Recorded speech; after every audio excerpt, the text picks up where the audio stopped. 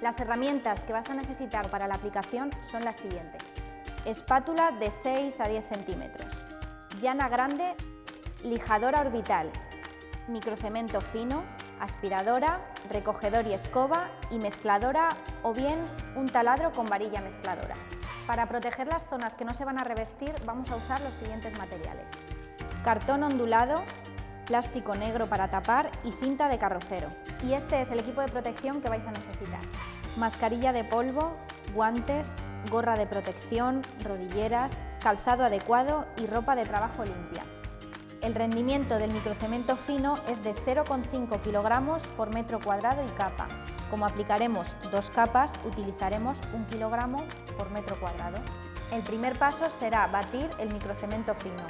Estas capas son el acabado final, por lo tanto hay que trabajarlas perfectamente con la superficie limpia, plana y nivelada. Concéntrate para dejar un acabado perfecto. Utilizando llana metálica de canto redondeado de 24 por 10 centímetros y una espátula, comienza a aplicar el material sobre toda la superficie cubriéndola completamente. Ten en cuenta que este producto es más líquido que los anteriores. Mantén siempre la llana mirando hacia arriba. Una vez terminada la aplicación, limpia las herramientas con agua para su uso posterior. Tras el secado de unas 4 a 6 horas, realiza un lijado a máquina con la hoja de lija de 80. Con cuidado, ya que un exceso de lijado puede eliminar la capa que acabas de aplicar. Para dejar un acabado perfecto, sustituye nuevamente la cinta de carrocero por una nueva. Tras el lijado, aplica la segunda capa del microcemento fino, siguiendo las mismas pautas que la aplicación anterior.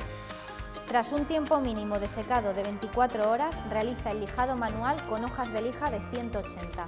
Realiza el lijado sin dejar excedentes de material o imperfecciones, siendo muy sutil. Esta es la capa final, donde se apreciarán las texturas, aguas, marmóleo y profundidad del material. El tiempo de secado para la posterior aplicación de acabados es de 12 horas en paredes y de 24 horas en suelos.